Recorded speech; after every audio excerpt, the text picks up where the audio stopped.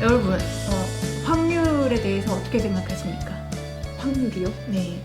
그러니까 뭐 예를 들어서 우리가 동전을 던질 때 앞면과 뒷면이 나올 확률이 각각 50%라고 생각하겠죠? 아, 그렇죠. 그럼 네. 처음에는 뭐 앞면만 계속 나오고 또는 뒷면만 계속 나오고 이럴 수 있지만 무한에 가깝게 던지다 보면 정말로 그 각각의 확률이 50%에 수렴할까요?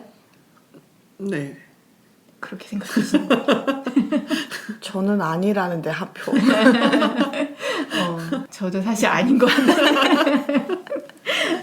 제가 지난 2, 3주간 게임하다가 이 확률에 너무 고통받아가지고 아, 이야기 이런 것 꺼내봤습니다. 때문에. 네네. 오늘 저 외계인 등장하는 게임 들고 왔는데 턴제 전략 게임입니다. 와. 제목은 엑스컴2 선택된 자의 전쟁. 어허. 혹시 들어보셨나요? 네, 저는 콩님한테 들어봤습니다. 아, 저한테요? 예, 예. 아, 그렇군요. 네네. 아, 네. 진원화에서 스페이스 오페라 소설인 나인폭스 갬빗을 이야기하다가 전략 모르겠다. 턴제 전략 게임 잘 못하겠다. 이런 이야기 막 했는데 네네. 바로 다음 화에 들어가가지고 좀 민망한데. 아니 근데 좀 그렇지 않나요? 전략도 별로 안 좋아하신다 그랬고 네. 특히나 턴제는 안 좋아하시는 그렇죠. 걸로. 예. 저 정말로 안 좋아했던 게 선인장님 페르소나 시리즈 재밌게 하셨죠? 페르소나가 턴제잖아요. 맞아요. 저는 그거를 하다가 좀 재미없어서 엔딩을 못 봤거든요. 그래서 나는 턴제랑 진짜 안 맞는 것 같아 이런 생각을 좀 했다가 이번에 이 엑스컴 하면서 턴제가 이렇게 재미있고 긴장감 넘칠 수 있구나 그런 생각을 했던 게임입니다. 전략 게임이라고만 하면은 사실 여러 가지가 있죠. 뭐 스타크래프트도 전략 게임 중에 하나고 그런 전략 게임 같은 경우에는 뭐 모든 사람이 동시에 플레이하면서 실시간으로 서로 테크트리 같은 거를 확인하면서 내 전략을 바꾸고 해야 되는 건데 턴제 전략 게임이라고 한다면 되게 사이좋게 너 한 번, 나 한 번 이렇게 하는 게 턴제 게임이죠. 그래서 빠르게 막 순발력 있게 대응하는 것보다는 되게 천천히 고민하면서 한 턴 한 턴 옳은 선택을 하는 게 되게 중요한 거죠. 그 확률 때문에 고통받았다고는 했지만 결론부터 말하자면 진짜 재밌게 했던 게임이고요. 어떤 면에서는 진짜 파케가 아니면 안 했을 것 같은 게임이기도 해요. 왜냐면 아까 말씀하신 것처럼 저 스스로 이제 턴제 게임에 대한 편견이 있었기 때문에 그런데 너무너무 재밌게 했고 꼭 여러분에게 한번 해보시라고 추천하고 싶은 게임입니다. 저는 턴제 좋아요. 순발력이 없어서. 뭐랄까 양치님이랑 되게 잘 맞을 것 같은 면이 좀 있죠. 네. 엑스컴2 선택된 자의 전쟁은 2017년에 나온 작품이고 엑스컴 1편은 2012년에 나왔는데 사실 엑스컴의 역사에 대해 알아보려고 하면 좀 더 멀리 가야 돼요. 1994년 엑스컴 UFO 디펜스라는 도스 게임이 나옵니다. 도스 게임. 도스가 뭘까요? 제가 고전 게임 가끔 이야기하게 되는데 그때 꼭 93년, 뭐 94년 이때 언저리를 가져오면서 맞아요. 도스 게임을 가져오네요. 어느 날 UFO가 지구를 침공해 오고 사람들은 외계인에게 맞서는 단체 엑스컴을 만들어서 대응한다 라는 스토리로 만들어진 턴제 전략 게임이고 저는 해보지는 않았어요. 그런데 당시에 진짜 인기 많았고 그래서 이후에 뭐 후속작이나 되게 수많은 아류작들이 나올 정도로 성공한 잘 만들어진 게임입니다. 자, 여러분 두 분 다 문명 좋아하시지 않습니까? 아주 좋아하죠. 네. 네. 특히 선인장님도 그 문명하시면서 타임머신 좀 타셨다고 정신 차려보니 3일이 지나가 있었다고. 정말 문명하셨습니다. 애장본인. 맞습니다. 자, 문명의 개발사가 어디죠? 파이어 모시기. 파이락시스. 파이어 머시기 아닌 파이락시스입니다. 네. 게임 개발사 파이락시스의 게임 디자이너 제이크 솔로몬이 엑스컴의 소문난 광팬이었어요. 너무 좋아해가지고 이게 성인이 되고도 매해 한 번씩은 경건한 마음으로 플레이할 정도로 진짜 좋아했다고 해요. 그러면서 본인이 또 게임 디자이너기도 하니까 엑스컴 같은 게임을 만들고 싶다고 노래를 부르다가 결국은 2012년에 아까 말씀드렸던 그 94년작 엑스컴 UFO 디펜스를 리메이크해서 발매한 게 엑스컴 1이고요. 리메이크작의 제목이 엑스컴 에너미 언노운이에요. 제목이 살짝 다른 이유가 엑스컴 UFO 디펜스가 발매 당시 유럽 제목은 UFO 에너미 언노운이었거든요.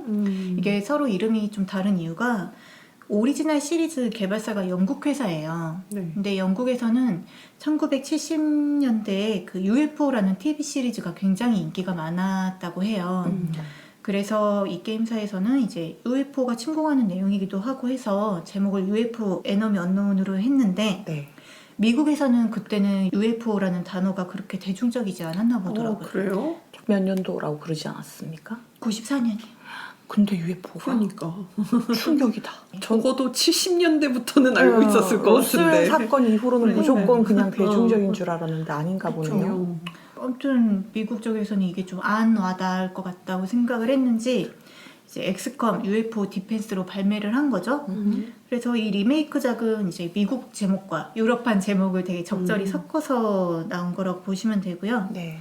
에너미 언노운 말 그대로 아직 누군지도 모르는 그런 미지의 적과 싸우는 내용이기 때문에 이 제목은 되게 좋은 제목인 것 같아요. 네네. 제이코 솔로몬이 뭐 열혈 팬이었던 만큼 되게 원작의 매력을 잘 살렸어요. 시스템 특징이 되는 부분들 많이 가져오면서도 불필요한 디테일은 다 쳐내고 접근성은 좋게 단순화하고 뭐 UI나 그래픽적인 요소들은 현대적으로 잘 바꿨기 때문에 진짜 호평받았고요. 턴제 전략의 상징으로 자리 잡게 되죠. 이게 플스3로도 발매가 됐었거든요. 근데 제가 이 게임 CD를 가지고 있어요. 와. 여러분 보여주려고 가져왔는데 아니 그때 당시에는 턴제도 안 좋아하고 그러셨을 텐데. 어머나, 어머나. 이 특징이 뭡니까? 비닐이 아직 안 그러니까요. 어떻게 우연찮게 받으신 거예요? 아니에요. 저 이거 제가 돈 주고 샀는데 샀는데도 비닐조차 뜯지 않았어요. 세상에. 풀코를 하시는데 풀3가 아직도 안 뜯긴 묵은지. 네, 지금 이거 정말. 산지 한 6년? 잠시만요. 그러면 이번에 다시 새로 사셔서 PC판으로? 아, 근데 엑스컴 2를 샀죠, 제가. 제가 뜯지도 않았잖아요. 네네. 사실 이제 구입 시기의 영향도 있어요. 제가 이거를 좀 뒤늦게 추천을 받았었어요. 그래서 나도 구매해서 해봐야 되겠다라고 생각을 했는데 온라인에도 없고 오프라인에서 뭐 국제전자 상가 이런 데 가서 물어봐도 중고도 없고 새 제품도 없는 거예요. 어떡해. 그래서 이게 뭐길래 이렇게 구하기 힘든가 막 그런 생각을 하다가 예. 플스4가 막 발매되었을 당시에 그러니까 이제 플스3의 수명이 다 했을 때죠. 그때 용산에 있는 좀 큰 게임 매장에 갔는데 거기 이 엑스컴 에너미 언노운의 새 제품이 박스 하나에 잔뜩 쌓여 있는 거예요. 그래가지고 제가 그 주인 아줌마한테 내가 엄청 사려고 했는데 못 사고 있었던 거다 했더니 우리 가게에 다 있어서 그렇지 이러는 거예요. 어머 세상에. 아니 이게 무슨 의미 없는 독점인가. 그러니까. 그 사재기를 그렇게 해놨단 말이에요. 그러니까요. 여튼 그때 사기는 했는데 이게 영 손이 안 가고 결국에는 이제 풀포로 넘어가면서 영원히 봉인당했던 그런 비운의 타이틀입니다. 그래서 여튼 엑스컴은 저한테 하려고 했지만 결국 못했던 그런데 사실 딱히 엄청 하고 싶지는 않았던 그런 어정쩡한 게임이었는데 이번에 외계인 주제가 잡혔잖아요. 사실 저는 좀 다른 외계인 이야기를 해보고 싶었어요. 막 나쁜 외계인, 파충류형 외계인, 생체 실험하는 외계인 이런 거 말고 좀 다른 외계인 없나? 찾아보면 뭐 E.T.나 또 스페이스 오디세이 이런 것들이 생각이 나긴 하는데 그걸 막 팟캐에서 이야기하고 싶을 정도로 좋아하지는 않고 근데 진짜 색다른 거는 찾기 힘들더라고요. 그래서 그냥 전형적인 외계인 이야기 해야겠다라고 생각하던 와중에 올해 5월에 이 엑스컴2가 스위치판으로 출시가 됐어요. 그러니까 그전에는 PC나 플스, 엑박 뭐 이런 걸로는 나와 있었는데 네네. 이제 올해 다시 스위치판으로 나와가지고 스위치판은 좀 되게 가볍게 할 수 있는 이미지죠. 그쵸. 네네. 가지고 다니면서 지하철에서 한판 하고 그래서 그래 가볍게 해볼까 하면서 구매를 했고 엑스컴2는 2016년에 발매됐고 이 선택된 자의 전쟁은 다음 해인 2017년에 발매된 확장팩입니다. 엑스컴2 자체가 되게 훌륭한 게임이긴 한데 그 본편만 하면은 약간 스토리가 반쪽짜리라는 느낌? 네. 그런 게 있는데 이제 선택된 자의 전쟁이 더해지면서 스토리가 훨씬 완성도가 높아졌고요. 아, 뭐 진엔딩을 본 느낌이다 이런 건가요? 제대로 된 이야기를 봤다는 그런 느낌이라고 음. 생각하시면 될 것 같습니다. 이게 선택된 자의 전쟁이 War of the Chosen이거든요. 네. 초즌, CHOSEN이잖아요. 사람들이 이걸 자꾸 조선전쟁이라고 불러요. 처음에는 와닿네요. 역시 드립력이 콕콕 내 수준이야. 마음에 들어? 네네.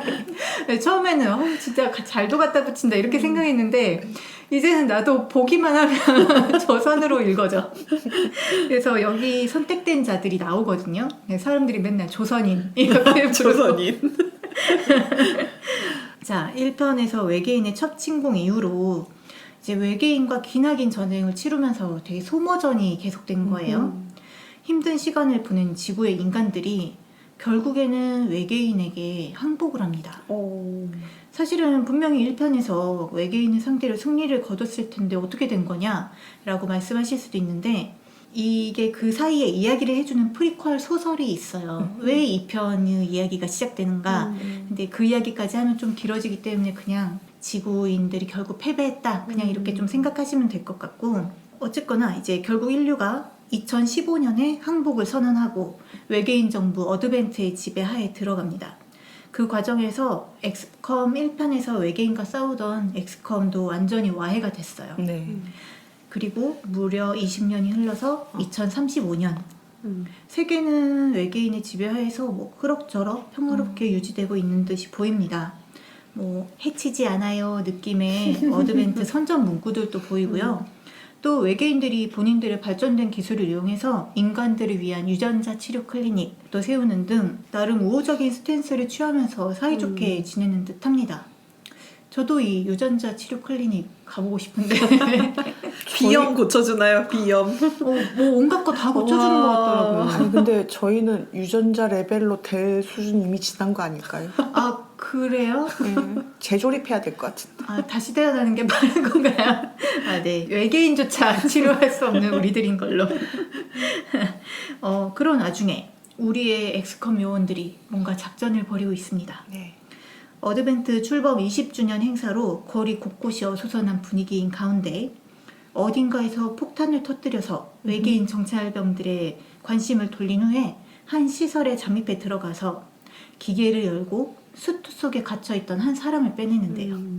약간 그 하얀 우주복 같은 느낌의 수트거든요. 근데 이 수트 속의 인물이 바로 1편에서 엑스컴을 전두지휘했던 사령관입니다. 그 표정 뭐죠? 뭔가 지금 음모가 시작될 것 같아서 신나서요. 그래요? 음모론자. 1편에서 엑스컴이라는 단체가 생길 수 있었던 게 이 각국의 정부들이 모여서 만든 국가위원회가 있었어요. 이 위원회가 엑스컴을 만들어서 빨리 외계인들이랑 싸워라 이렇게 해줬던 장본인인데 결국에는 이 국가위원회가 다 친외계인 쪽으로 돌아선 거거든요. 아 다요? 그렇죠. 그러면서 이제 엑스컴 본진도 습격을 받았는데 그때 뭐 참모진 브래포드나 기술자인 샘 박사 등은 다 탈출을 했지만 사령관이 그대로 잡혀갔었어요. 그런데 20년이나 지나서 사실 그 사이 이제 엑스컴이 완전 와해되기도 했고 좀 많은 일이 있었지만 여튼 다시 모인 엑스컴 대원들이 한 시설 안에 사령관이 갇혀있다는 정보를 얻었고 결국 그를 다시 빼내는데 성공을 한 겁니다. 근데 사령관이 단순히 그런 숫들을 입고 있었던 게 아니라 외계인들이 머릿속에 칩을 심어놨었어요. 그래서 이게 제거가 불가능한 칩이어서 되게 위험한 상태였는데 다행히 엑스컴에는 예전에 어드벤트 의료시설에서 일하다가 도망친 타이거 박사가 있었기 때문에 이 박사가 훌륭하게 수술을 해서 칩을 제거하는 데 성공을 했고 이걸 조사해봤더니 사령관이 엑스컴 1에서 외계인들을 상대로 굉장히 훌륭한 전술 능력을 선보였잖아요. 네. 어드벤트 측에서 이 사령관을 전술 시뮬레이터 같은 걸로 사용을 하고 있었던 걸로 밝혀집니다. 아 진짜요? 네네. 다행히 이제는 칩을 제거해서 정상으로 돌아왔고요. 그래서 다시 엑스컴의 사령관 역할을 맡게 됩니다. 음흠. 이제 플레이어는 이 사령관이 돼서 엑스컴을 지휘하면서 참모 브래포드나 기술자 셴 박사, 그런데 이 셴 박사가 1편에 나왔던 셴 박사가 아니라 셴 박사는 죽었고 그의 딸입니다. 네, 그리고 과학자 타이거 박사 등과 함께 이제 전 세계에 퍼져 있는 저항군들과 힘을 합치고 세력을 확장하고 결국에는 외계인 정보 어드벤트와 전투를 치러야 하는 겁니다. 그리고 이 선택된 자의 전쟁이라는 확장팩에서 더해진 것들은 먼저 그 본편에는 등장하지 않았던 선택된 자, 조선인들이 등장을 합니다. 누구한테서 선택이 된 건가요? 외계인 아닌가요? 그렇죠. 지구를 침략한 외계인들의 수장이 엘더라는 종족이에요. 근데 이 종족은 그 강력한 사이오닉이라고 부르는 초능력을 가지고 있는 종족인데, 엘더가 1편 후반부에서는 직접 모습을 드러내서 싸우고 했지만 지구의 지배권을 완전히 장악한 후에는 모습을 보이지 않고 대신 뭐 지구 여기저기에 동상 같은 게 세워져 있고요. 외계인 외모는 어떤 형태예요? 외계인이 사실 굉장히 여러 종족이 나와요. 그런데 이 엘더 같은 경우에는 얼굴에 약간 가면 같은 걸 쓰고 되게 종교인 같은 옷을 입고 있습니다. 약간 사이비 교주 같은 맞아요. 인간형인 그런 거죠. 느낌이죠. 얼굴이 어떨지는 잘 모르겠어요. 이 엘더 밑에 있는 정예 요원이 있어요. 근데 그 중에 3명, 어쌔신, 헌터, 워록이 여기서 등장하는 선택된 자들입니다. 일반 병사와는 다른 특수한 능력을 가진 강한 적들이고, 사령관을 되찾아오고 엑스컴을 무너뜨리라는 직접적인 명령을 받고 엑스컴이 치르는 전투에 등장해서 그렇지 않아도 빡센 이 어려운 게임을 더 빡세게 만들어주는 정말 짜증나는 존재입니다. 그런데 이 선택된 자들의 특징 중에 하나가 말이 많다는 거예요. 얘네들은 약간 인간형이거든요. 얘네는 어쩌면 약간 인간이었다가 이렇게 된 게 아닌가라는 생각도 할 수 있지만 여튼 엘더와 같은 종족은 아닌 것 같아요. 그래서 원래는 기본적으로 엑스컴에 등장하는 외계인 적들이 사실 말을 하지 않죠. 에너미 언노운이잖아요. 그러니까요. 말을 하지 않는 그런 적인데, 이 선택받은 자들은 전투할 때나 아니면 전투에 졌을 때 뭐 등등 계속 궁시렁궁시렁 떠들어요. 아니 전형적인 악역 아닙니까? 말 많으면 악역이잖아요. 말 많으면 악역이고 사실은 결국 우리한테 지게 돼 있는데 여튼 근데 이 3명이 또 각자 사이가 안 좋아요. 서로 되게 싫어하는 데다가 엘더가 얘네들한테 좀 경쟁을 붙여놨다고 할까요? 네. 미션을 잘 완수하는 놈에게 이 세계를 넘겨주겠다. 아하. 약간 이런 식으로 부추겨 놔가지고 얘네가 서로 협력을 하지는 않고 각자의 방식으로 엑스컴을 괴롭힙니다. 그런데 적군에 이런 중요 인물들이 새로 등장한 만큼 아군에도 새롭게 추가된 것들이 있어요. 3가지 세력, 팩션인데 현재 외계인에 대항하는 세력들이 지구 곳곳에 있다고 했잖아요. 네. 그런데 다 모아지지 않고 각각 따로 놀고 있는데 외계인에게 위협이 되는 큰 조직의 3개가 있어요. 첫 번째 리퍼, 두 번째 스커미셔, 세 번째 템플러. 이 3세력도 서로 썩 사이가 좋지 않아요. 하지만 엘더와 어드벤트를 싫어한다는 공통점이 있죠. 네. 첫 번째 팩션인 리퍼는 인간 저항군. 굉장히 잘 훈련된 조직이고요. 자맹에서 은밀하게 행동하는 특징을 가지고 있습니다. 이렇게 후드 뒤집어 쓰고 몰래 다니면서 또 멀리서 저격 같은 거 하는 그런 캐릭터고요. 그런데 이 리퍼가 두 번째 세력인 스커미셔를 엄청 싫어해요. 스커미셔는 사실은 외계인입니다.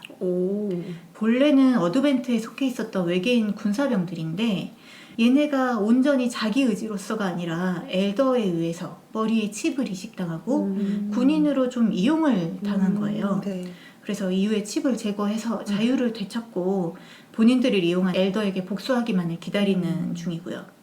하지만 이렇게 각성하기 전에 당연히 나쁜 짓을 많이 했겠죠. 얘네가 과거에 리퍼들의 본거지를 쓸어버린 전적이 있거든요. 그래서 리퍼가 얘네들을 믿지도 않고 굉장히 싫어하는 모습을 보입니다. 하지만 이 둘이 엑스컴에서 사실 되게 중요한 역할을 해요. 사령관을 찾아낼 수 있었던 게 첫 번째로는 스커미셔 쪽에서 정보를 줬고 그 다음에 리퍼 쪽에서 그게 진짜인지 아닌지 잠입해서 확인을 해줬거든요. 네. 그래서 사령관을 되찾아올 수 있었던 거고, 그래서 뭐 처음에는 좀 서로 으르렁거리긴 하지만 공동의 적을 물리치기 위해서 결국은 협력합니다. 템플러는 사이오닉 병사 집단인데요. 이게 1편 후반부에 인간한테도 그 사이오닉 잠재력이 있는 걸로 밝혀져서 그거를 발전시키거든요. 네. 이런 능력을 극단까지 밀어붙여서 발달시킨 초능력을 사용하기 때문에 그 총이나 칼, 수류탄 같은 그런 재래식 무기를 사용하지 않고요. 전기 공격을 하거나 뭐 적과 순식간에 위치를 바꾼다거나 이런 능력을 써서 좀 살짝 이질적인 전투를 하는 그런 캐릭터입니다. 이 세 개 세력 다 뭐 사이가 좋지 않다고도 했지만 엑스컴이랑도 딱히 막 엄청 우호적이지는 않아요. 그래도 초반 미션을 제외하고는 그 갈등이 드러나지는 않고요. 네. 이제 미션이 성공을 거듭하면서 점점 세력 대표가 사령관을 신뢰하는 대사 같은 걸 많이 하고 네. 그러면서 우호적이게 변합니다.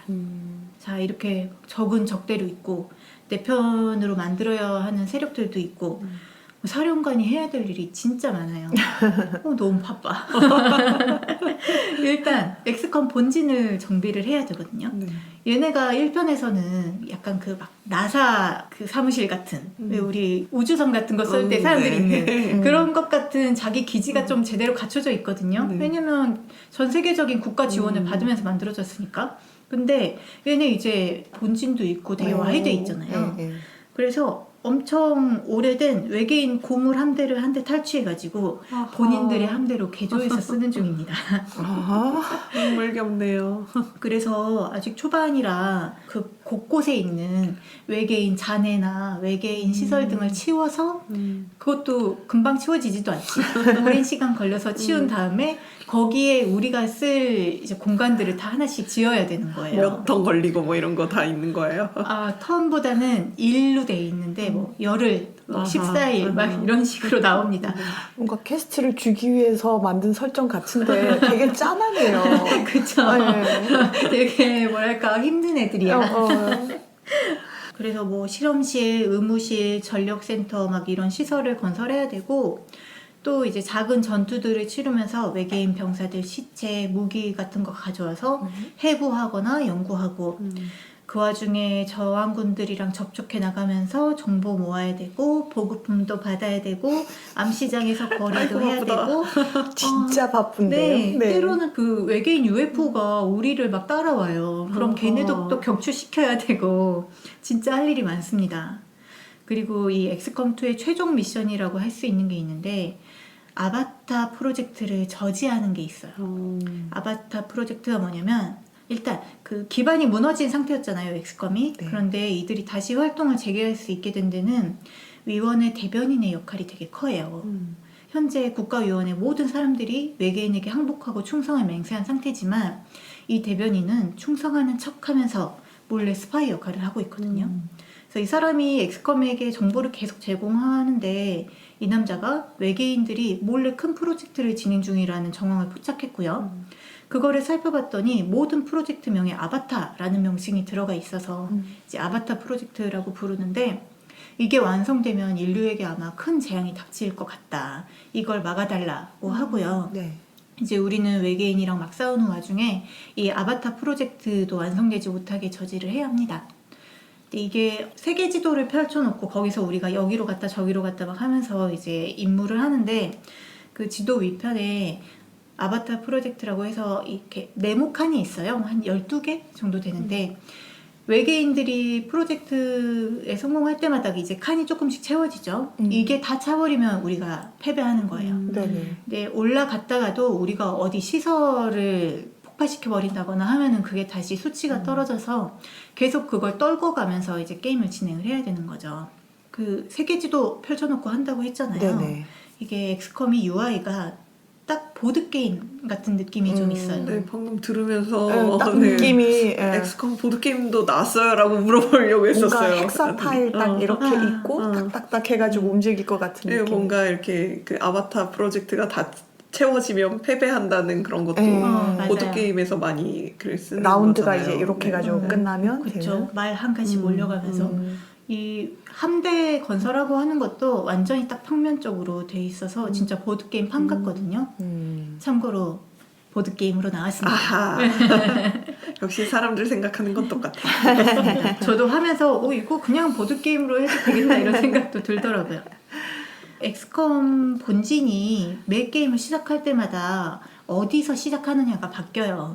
뭐 북미에서 시작할 수도 있고 아프리카에서 시작할 수도 있고 아시아에서 시작할 수도 있고 근데 또 대륙별로 어드밴티지가 달라가지고 어느 지역에서 시작하느냐에 따라서 게임 진행도 많이 달라지고요. 또 저항군이 있는 곳으로 밝혀진 지역에 접촉해 가면서 세력을 넓혀야 되는데 접촉하기 위해서는 많은 비용이 소비가 되거든요.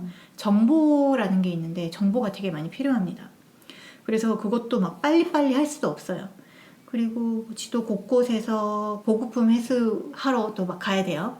그럼 거기서 또 3일 걸린대. 3일 동안 막 이거 해야 되고 거의 평균 4일에서 6일 정도 소요가 된다고 생각하시면 되고 그래서 여러 가지가 동시에 막 떠 있잖아요. 그러면 나한테 진짜 지금 당장 시급한 거 이런 거를 잘 선택을 해가면서 이렇게 옮겨 다녀야 됩니다.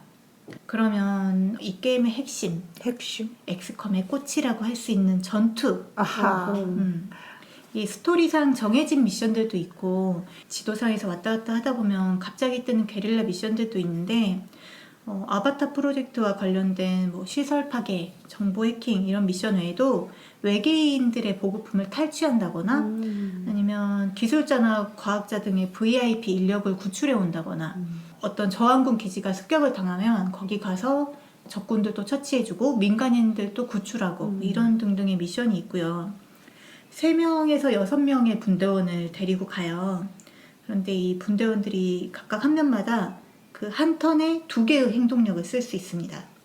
진짜 보드게임 하기 최적화로 만들어졌는데. 그냥 보드게임 같죠? 네. 그래서 뭐 이동 또는 이동 사격, 이동하지 않고 장전 사격 뭐 이런 식으로 하고 보통은 사격을 먼저 해버리면 그냥 턴이 끝나요. 그런데 간혹 사격을 먼저 해도 행동 턴이 하나 더 남아있어서 그 이후에 이동을 할 수 있는 경우도 있기는 하고 이동도 판에서 타일 움직이는 거랑 진짜 똑같죠. 그리고 기동력에 따라서 뭐 더 갈 수도 있고 덜 갈 수도 있고 그리고 공격이 성공이냐 실패냐 하는 거 이거 주사위 던지는 거라고 생각하시면 되잖아요. 네. 그러면 제가 왜 빡쳤겠어요? 이제 드디어 이유 나오나요? 내가 왜 확률 이야기를 했겠어? 버림을 받으셨군요. 이 주사위신 만나보고 싶다 진짜. 이게 혹시라도 이 커뮤니티 같은 데 돌아다니다가 감나빛이라는 단어를 보신 적 있나요? 들어는 봤어요. 이게 엑스컴에 나오는 빛나감을 미임화한 거예요. 이 빛나감이 사람들을 진짜 미치게 하는 정말 돌아버릴 것 같은 적을 상대로 사격을 했을 때 치명타가 터질 수도 있고 그냥 평범한 딜이 들어갈 수도 있지만 많은 경우에 이 빛나감이 떠요. 근데 이게 너무나 중요한 순간에 명중률이 97%였단 말이에요. 근데도 빛나감이 떠요. 97%인데 3%가 뜬다는 거네요. 제가 아까 왜 확률 얘기했는지 아시겠죠? 뭐 한번 하시지 않으셨잖아요. 아니야, 뭐 한 번 했어도 빛나감이 뜰 것 같아. 그럴 때는 좀 편 좀 들어줍시다. 아니 근데 사실은 이게 100이 아니니까 당연히 빛나감이 뜰 수 있다는 걸 알고는 있지만 저 머리로 이해하는 거랑 97이잖아요. 내가 지금 처음 쏘는 건데 또 한 명만 빛나감이 뜨면 괜찮아요. 그럴 수 있어. 연속 근데 2번. 줄줄이 2번만 그럴 것 같아요. 3번까지 막 진짜 빛나감 대잔치가 벌어지잖아요. 그러면서 턴 하나를 완전히 말아먹으면 진짜 깊은 빡침이 올라옵니다. 사격을 하려고 하면은 이렇게 조준을 해보잖아요. 그러면 명중률을 계산을 해줘요. 병사 개인의 조준 능력, 또 무기 범위, 뭐 돌격 설정이면 가까이 있어야 될 거고 저격이면 어느 정도 거리가 확보가 돼야 되겠죠. 또 현재 위치나 엄폐율 이런 거를 다 계산해서 나오는 수치인데 명중률이 낮다, 막 40% 떴다 그러면 사격을 안 하겠죠. 대신 경계, 다음 턴에 적이 움직일 때 대응 사격을 한다거나 하는 경계를 세우거나 수류탄 같은 경우에는 딜이 확정적으로 들어가거든요. 수류탄을 던지거나 이런 걸 할 텐데 70% 이상이 뜨면은 될 것 같다 라고 생각을 하게 되잖아요. 그런 사격을 한단 말이에요. 그럼 뭐가 뜬다? 빛나감이 뜬다. 와 진짜 이게 절대 내 생각처럼 게임이 잘 돌아가지가 않아요. 이게 특히 사람들을 더 빡치게 하는 포인트가 뭐냐면 보드게임판 위에서 진행되는 것처럼 보이잖아요. 네. 그러다가 이제 어떤 특정 행동을 할 때 우리 그냥 일반 뭐 TPS 게임처럼 딱 영상으로 보여줘요. 아, 네. 그런데 바로 코앞에 외계인이 되게 멀뚱멀뚱 서 있는데 냅다 바닥에다가 총을 쏘는 그런 영상이 떠요. 왜죠? 바로 앞인데. 그러니까 그런 걸 보여주니까 그런 애는 뭐 군인이나 이런 거 하면 안 되는 거 아닙니까? 그렇죠. 근데 사실은 이게 우리가 턴제니까 이렇게 보이는 거지. 사실은 그렇게 이제 네 차례야 해봐 하고 서 있지는 않겠지만 영상으로 그렇게 보여주는 걸. 그래서 진짜 사람들이 막 그 부분 잘라가지고 아니면 캡처해가지고 막 인터넷에 많이 돌아다닙니다. 근데 이렇기 때문에 처음에 되게 명중률이 높은 위치로 이동하는 게 되게 중요해요. 엑스컴에서는 적의 측면에서 쏘거나 아니면 좀 더 높은 위치, 고지에서 공격을 하는 게 명중률을 높여주고요. 하지만 물론 이렇게 계산해서 해도 미친 듯이 빗나가고요. 근데 적도 빗나가요. 그렇구나. 그러면 진짜요? 진짜 꿀잼. 쟤도 빗나가고 나도 빗나가고 이 정도면 무기 회사를 좀 의심해봐야 되는 거 아닙니까? 제작사가 거기에 대한 어떤 설명은 없었어요? 아 근데 뭐 0이나 100이 아니면 결과는 예측할 수 없다. 이게 포인트고 제작사에서 하는 이야기긴 하죠. 아 근데 재미있습니다. 적이 빗나가면 그렇게 재밌고 하기야 나만 그런 게 아니라 쟤도 그러면 네. 막 이렇게 깔깔깔 비웃게 되는 그런 게 있어요. 근데 처음에 진짜로 이 게임이 너무너무 불공평하게 느껴져요. 근데 이게 느낌이 아니라 사실이에요. 설정 자체가 그렇거든요. 이 엑스컴 시리즈의 특징이 외계인이 인간보다 훨씬 진보한 기술을 가지고 있고 그것 때문에 우리는 초반에 외계인에 비하면 형편없어요. 무기도 다 그냥 재래식 무기들이고 그렇지만 전투를 거듭하면서 아까 시체 가져와서 해부하고 무기 가져와서 연구한다고 했잖아요. 점점 그 외계인의 기술을 차용해서 비슷한 수준으로 화력을 끌어올리는 게 포인트거든요. 근데 그렇게 되기까지의 과정이 되게 힘든 거죠. 제가 초반에 겨우 분대원을 4명 데리고 가잖아요. 근데 적들은 막 8, 9명씩 나와요. 근데 나는 이동하고 총 쏘고 이거밖에 없는데 얘네들은 막 순간이동하고 복제하고 정신조종하고 정신조종 걸리잖아요. 우리 편이 아군을 막 공격해요. 그러면 아군은 하나 줄고 적군은 하나 느는 것처럼 되는 거잖아요. 그렇죠. 엄청 불균형이 더 심각해지죠. 그리고 막 광역 폭발해. 걔네는 방어막 있고 심지어 막 한 턴에 2번 공격하고. 아, 진짜 불공평하지 않습니까? 자, 다시 한번 정리해 봅시다. 이 게임 재밌나요? 재밌는 거 맞나요? 아, 다시 생각 좀 해봐야 되겠습니다. 근데 제가 진짜 처음에 막 발을 동동거리면서 이거 너무한 거 아니야? 이러면서 소리를 지르면서 했어요. 근데 이게 블러드본 때랑 똑같은 게 진짜 막 아니야 나 이 게임이랑 안 맞는 것 같아. 이거 더 이상 못하겠다. 패키지 중고로 팔아야겠다. 이렇게 생각하면서 게임 껐죠. 근데 금방 다시 하고 싶어져요. 재도전의 욕구가 끊임없이 생깁니다. 그래서 조금 마음을 가다듬고 그제서야 이제 다른 사람들 플레이 영상도 좀 참고를 하고 공략 같은 거 시설 건설을 어떻게 해야 되는지 막 이런 것도 찾아보고 하다 보니까 이제 감이 좀 잡히고 제대로 된 전투를 하면서 천천히 그 불균형을 좀 극복해 갔죠. 결국은 이 확률이 되게 짜증나는 요소이면서 재미를 느끼게 해주는 요소이기도 해요. 네네. 막 하지 말고 전략을 잘 짜라는 거죠. 병사들의 분과별 특징이 있어요. 얘네 병사를 키울 때 뭐 돌격병, 척탄병, 저격병, 뭐 특수병 이런 식으로 분과가 나눠지거든요. 근데 이런 거를 되게 잘 생각해서 데리고 가고 이동도 시켜야 되고 외계인 특성에 맞춰서 좀 공격 순서도 신중하게 결정을 해야 됩니다. 아까 그 수장이라고 했던 엘더가 있고 그 아래에 수많은 다른 외계인 종족들이 있어요.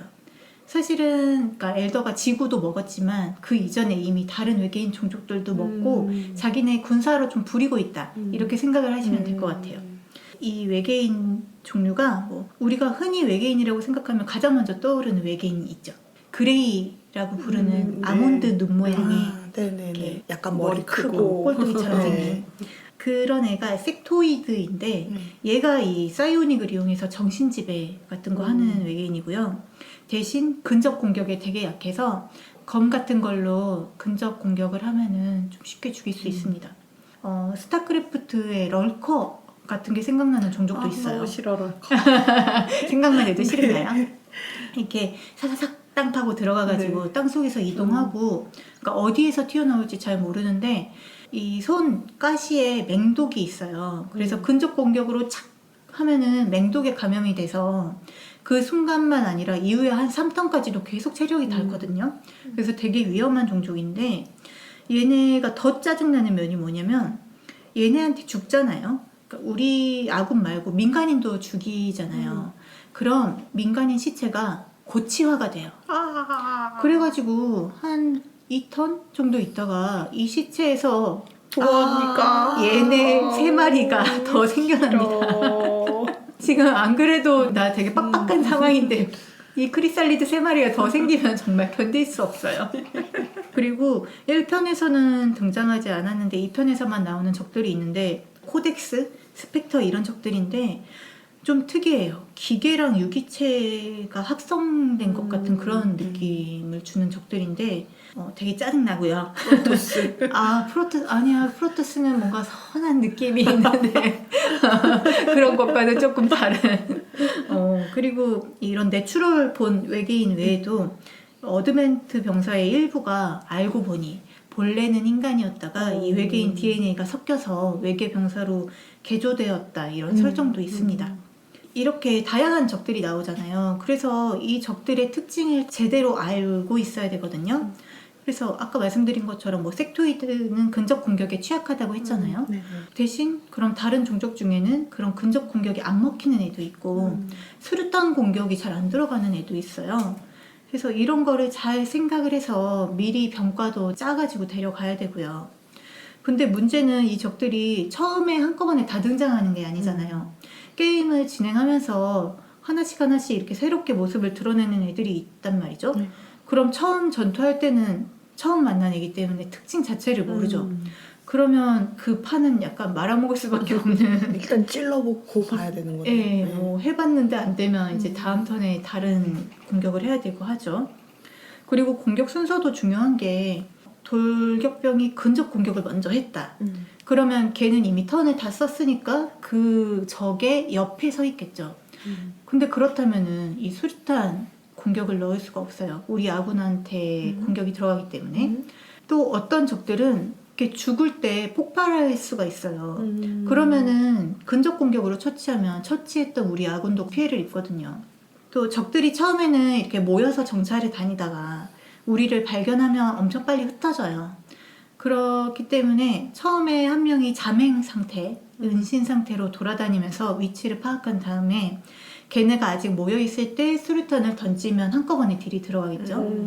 그게 되게 중요한 게 수류탄을 한정없이 쓸 수가 없고 뭐 보통 하나 들고 가고 척탄병이 그나마 2개 들고 가고 이 정도밖에 안 되거든요. 그래서 진짜 영세하네요. 네. 진짜 힘들다. 나중에 되면은 이제 업그레이드 막 해가지고 하나 더 가지고 갈 수 있게 되고 하나 더 준대 세상에. 업그레이드 돼서 얼마나라고 했더니 하나.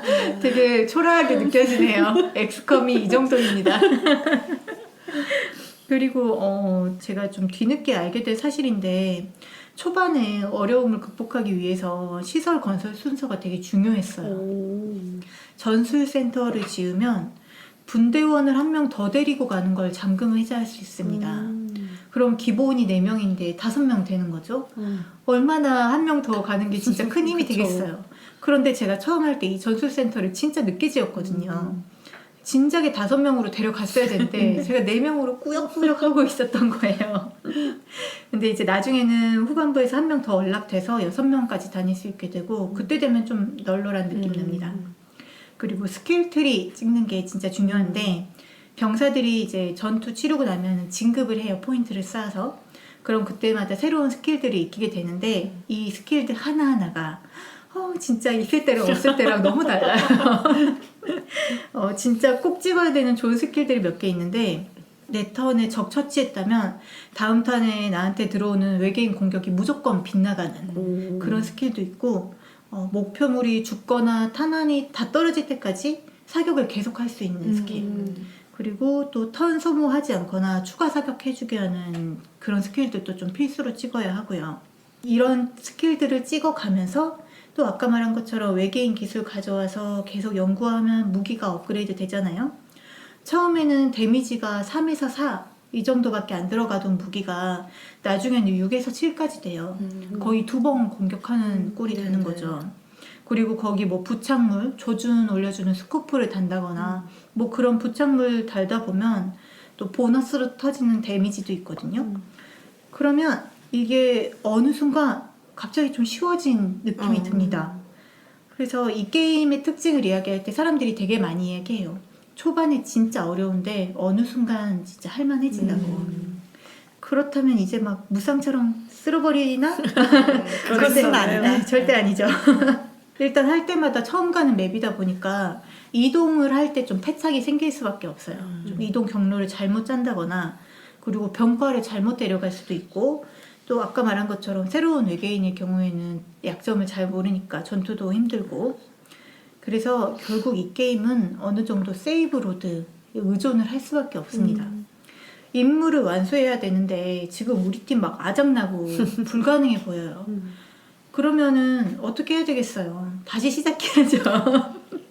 세이브 파일 로드 해야 됩니다.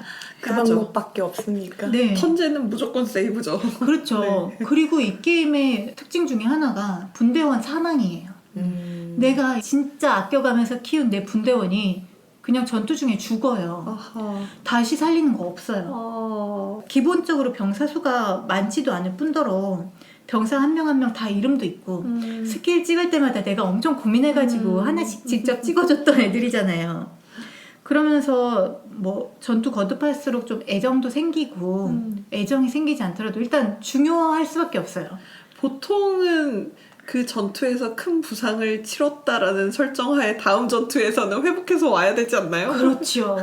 그런데 그런 거 없어. 아하, 그냥 잔인하다. 죽어. 그러면 처음부터 새로 키워야 돼요? 네, 그래서 신병 모집해야 되고 나는 이 게임 제작자의 마음을 조금은 알 수가 없네요. 아니에요. 근데 이거를 세이브 파일을 로드하는 거를 그냥 어, 기본적으로 그냥 깔고 깔고 거예요? 있다고 생각을 해야 돼요. 그래서 좀 웃겼던 게 게임을 하다 보면 전투 중에 내 분대원들한테 부정적 특성이 생길 때가 있어요.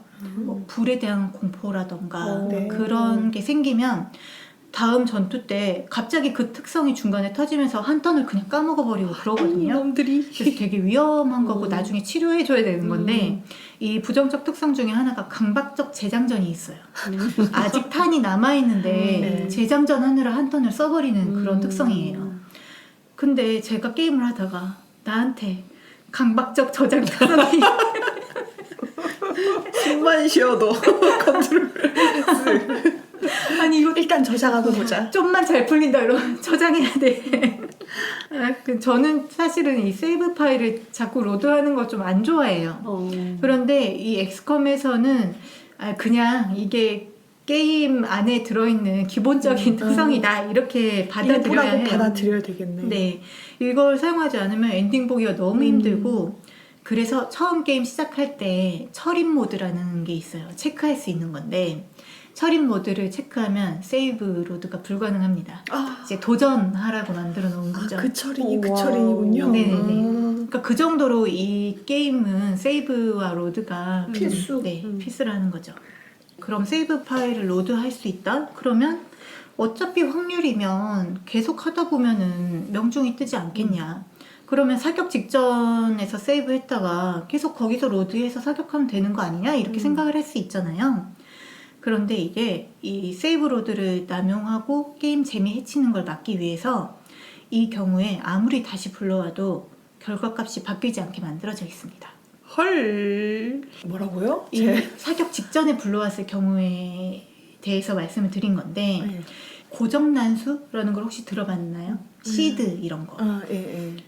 컴퓨터에 대해서 좀 이야기를 해야 되는데 컴퓨터가 랜덤이라는 거를 수행할 수 있는 능력이 사실은 없어요.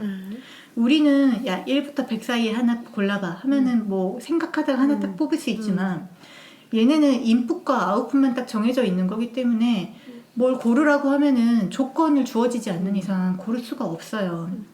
그래서 랜덤 값을 뽑아내게 프로그래밍 해주는 게 되게 기술 중에 하나거든요.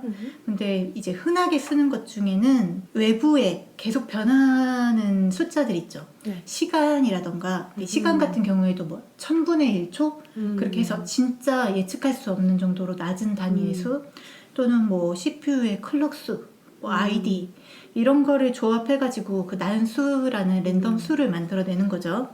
또 시드표라고 해가지고 미리 임의의 값들을 만들어서 표로 넣어놓을 수가 있어요. 그래서 그런 것들을 뽑아가지고 그때그때 이제 적용을 할 수도 있는 건데, 그러니까 이게 만약에 보드 게임이라면은 우리가 사격을 했을 때 100주사위를 돌리겠죠. 그래서 97까지는 괜찮고 이제 98, 99, 100이 나오면 실패로 하고 할 텐데 이 시스템이라는 게 주사위를 굴릴 수 없으니까. 개발자가 정해놓은 방법에 따라서 어떤 숫자가 하나 할당이 되고 이제 엑스컴 같은 경우에는 그 명중률에 그 난수를 더했을 때 더한 값이 100이 넘으면 명중, 99 이하면 빗나간 이런 식으로 아마 프로그램이 되어 있을 거예요. 그래서 이 난수는 이미 할당이 되어 있어요. 그렇기 때문에 다시 로드해도 그대로 존재를 하는 거죠. 그러면 이 난수를 소모시켜버리고 새로운 난수를 얻게 행동을 해야 되는 거예요. 그래서 뭐 자리를 옮긴다거나 위치를 바꾼다거나 뭐 사격이 아니라 수류탄을 던진다거나 이런 식으로 공격의 종류를 바꾼다거나 이럴 수가.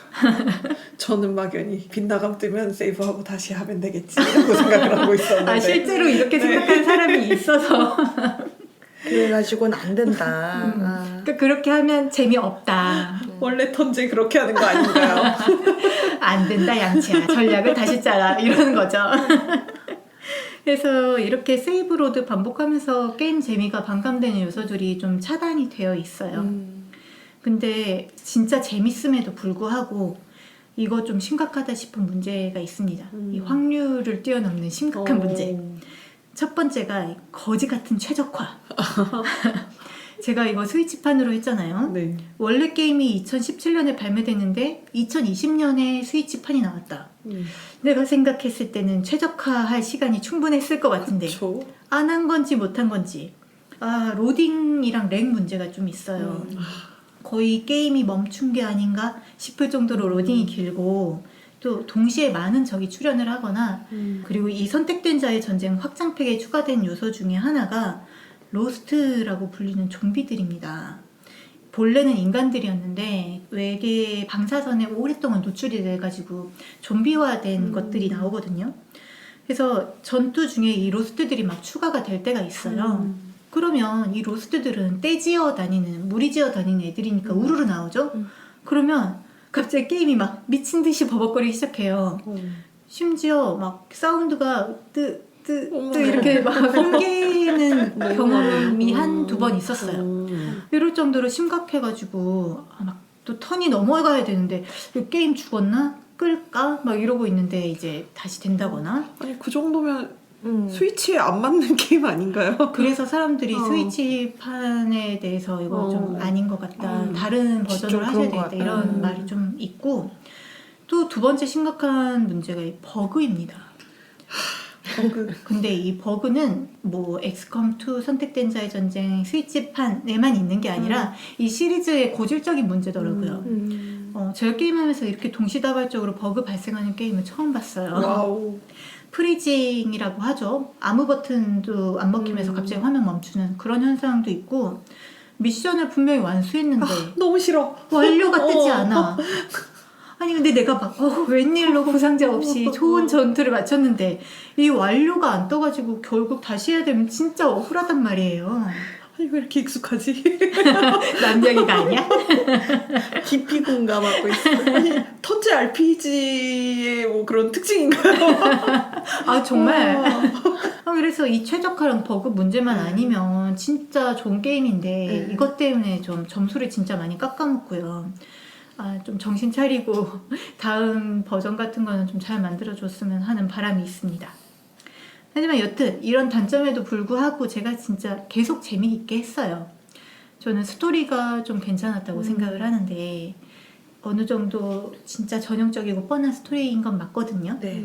근데 미션을 수행하면서 점점 외계인들의 숨겨진 계획이 밝혀지고 또 그들의 기술력을 우리 걸로 흡수하는 그런 과정도 상당히 그럴듯하게 좀 전개가 돼요. 그리고 뭐 초반에 사령관이 외계인한테 이용당하고 있었다 이런 것도 스토리상 중요하게 작용하고요. 이제 빡세게 전투하고 그 다음에 한숨 돌리는 동안에는 뭐 스토리에 몰입하고 그러다 다시 이것저것 정비하고 업그레이드 시켜서 또 전투 나가고 이런 루틴이 되게 잘 배치되어 있는 느낌이에요. 제가 그 1편을 직접 하지는 않았잖아요. 밀봉돼 있으니까. 영상으로만 보고 했는데 개인적으로는 저는 2편의 스토리가 훨씬 더 깔끔한 게 아닌가. 목표가 확실하고 거기에 접근하는 게 게임에서 되게 잘 풀려 있다고 생각합니다. 근데 엔딩이 너무너무 아쉬웠는데 근데 이 엔딩이 아쉽다는 게 스토리가 아쉬웠어 이게 아니라 끝나가는 게 너무 아쉬운 거예요. 제가 엔딩을 보기 전에 이제 거의 끝에 왔다는 걸 알고 있었어요. 이제 언제든지 갈 수 있는 마지막 전투 미션이 떴어요. 그러니까 이제 지금 당장 이걸 가도 되고 다른 서브 미션들 더 하고 가도 되는 상황인데 끝내기가 싫은 거예요. 그래서 자꾸 이 마지막 전투를 외면하고 갑자기 플레이 시간을 좀 줄였어. 끝을 보기 싫어서. 그래서 이렇게 좀 외면하다가 결국은 더 미룰 수가 없어가지고 이제 최후의 일격을 시작했죠. 근데 저는 처음에 6명 데리고 가는데 가다가 중간에 더 동원을 할 수 있을 줄 알았어요. 왜냐면 그런 미션이 있었거든요. 되게 중요한 미션인데 전투 중에 우리 아군 지금 내가 데려오지 않은 애들이 랜덤으로 계속 추가가 되는 그런 미션이 있었어요. 그래서 나는 당연히 마지막 미션이니까 그럴 줄 알았죠. 근데 딸랑 6명 데리고 간 걸로 끝나버리는 거예요. 진짜요? 나는 내가 마지막쯤이라도 좀 이렇게 그러니까. 해서 다 등장을 시켜줘야 되지 않나요? 내가 아끼는 병사들 두고 왔는데 얘네랑 아직 최후의 그런 전투를 못 했는데 그래서 전투 끝나고 막 엔딩 영상 나오고 크레딧이 올라오는데 그래도 혹시나 몰라서 좀 기다려봤거든요. 왜냐면 요즘 흔한 오픈월드, 그러니까 샌드박스형 게임들은 그 스토리 엔딩 이후에도 계속 좀 플레이를 할 수 있게 만들어져 있어서. 근데 사실 여기는 더 할 일이 없잖아요. 이제 전투할 일이 없는데 뭘 하겠어요. 그냥 그대로 끝나더라고요. 와. 너무 아쉬워가지고 우리 병사들 못 보내 막 이러면서 세이브 파일 불러가지고 다시 마지막 전투 다시 했어요. 얘도 한번 보고 얘도 한번 보고. 얘를 여기 꼭 써먹어야 되겠어 막 이러면서 그래서 이렇게 엄청 막 아쉬운 마음을 가지고 엔딩을 보고 제가 이 엑스컴 시리즈를 처음 하는 거기도 해서 쉬운 모드로 했거든요. 그런데도 초반이 너무 어려워서 깜짝 놀랐는데 그래도 확실히 쉬움이어서 그런지 후반부는 좀 널널했어요. 그래서 아쉬우니까 2회차를 이제 두 번째 난이도, 그러니까 보통이라고 해야 되겠죠? 그 난이도로 진행을 했는데 1회차를 제가 진짜 아무것도 모르고 했잖아요. 오히려 2회차, 그러니까 더 높은 난이도인데도 더 쉽게 제가 하더라고요. 그래서 초반에 미션들이 나 막 계속 완벽함이 뜨는 거예요. 부상자 한 명 없이 딱 끝내고. 그래서 와씨 나 너무 잘하는 거 아니야? 스스로 막 칭찬해. 그랬더니 여지없이 세이브 파일 불러야 되는 포인트가 이제 오더라고요. 근데 이거 게임 하시는 분들께는 꼭 당부하고 싶은 것 중에 하나가 또 제가 2회차를 해서 되게 다행인 부분이 하나 있는데 게임 시작할 때 여러 가지 옵션을 선택할 수가 있어요. 그러면 튜토리얼 부분 꺼버릴 수도 있고 근데 튜토리얼 부분에서 사령관 구출하기 때문에 되게 중요하거든요. 근데 그 외에 DLC도 또 선택을 할 수 있는데 제가 따로 체크하는 거 말고 통합이라는 거에 처음 체크가 돼 있어서 그럼 통합이면은 그냥 다 묶어서 하는 건가 보다 라고 해서 그걸로 했거든요. 근데 알고 보니 그게 별도로 DLC 미션들을 플레이는 안 하는데 거기 나오는 무기 같은 거는 사용할 수 있게 해주는 거더라고요. 아니 그래서 어쩐지 스파크라는 게 있어요. 근데 나는 스파크가 뭔지 모르고 이게 어디서 나온 건지 모르겠는데 연구하는 데 있어. 근데 뭔지 모르니까 계속 안 하다가 뭐 마지막에 좀 했더니 무슨 로봇가 갑자기 하나 나와가지고 그게 너무 마지막에 나와서 써보지도 않았어요. 근데 알고 보니까 뭐 쉔의 마지막 선물이라는 DLC 스토리가 있고 그 스토리를 하다 보면 이제 자연스럽게 걔가 어디서 나온 건지 왜 나오는 건지 이런 게 다 밝혀지더라고요. 네. 그걸 저는 1회차만 했으면 모르고 끝났겠죠. 그러게요. 네. 그게 또 스토리가 좀 재미가 있거든요. 그래서 꼭 해야 되는 부분이어서 이거 나중에 혹시 플레이 하시면 꼭 잘 체크하시기 바랍니다. 2회차 하면서도 느꼈는데 뭐 진짜 타임머신이에요. 진짜 타임머신 명가 파이락시스답게 파이락시스의 얼굴이기도 한 시드마이어가 한 말인데 이 게임 디자인에 대해서 뭐 강연 같은 거 하면서 했던 말인 것 같은데 게임을 만들 때 플레이어의 심리가 가장 중요하다 이런 이야기를 했거든요. 이게 게임 만들면서 유저들의 반응을 체크해 보면 진짜 웃긴 건데 굉장히 힘든 상황에서 적이 승리하면은 와 게임이 엄청 불공평하네 이렇게 생각을 한대요. 근데 똑같은 상황에서 자기가 승리하면 아 나 게임 잘하네 이렇게 생각을 한다는 거예요.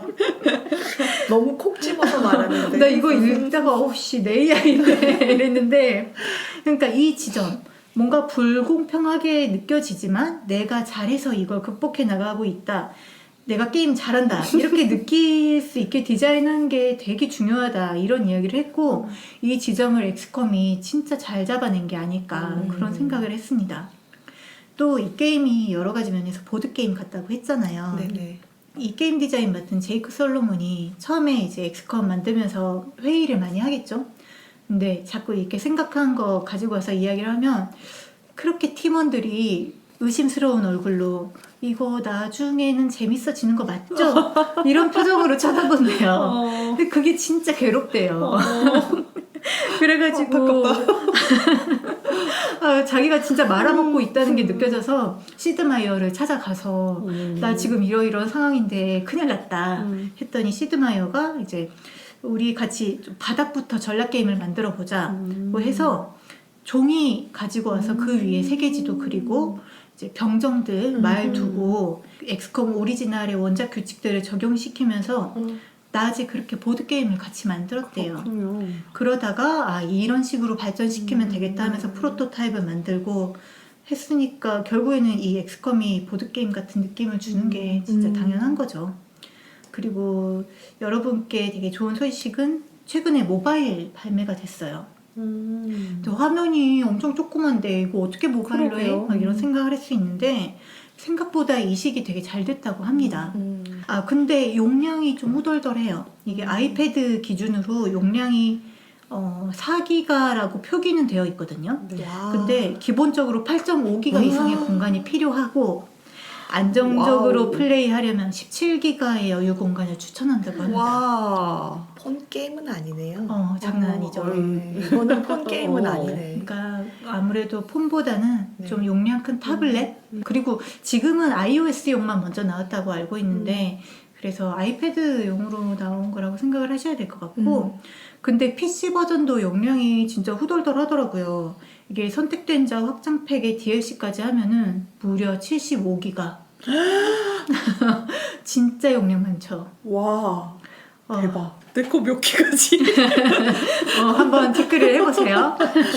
너무 놀랐다. 오. 75기가. 네.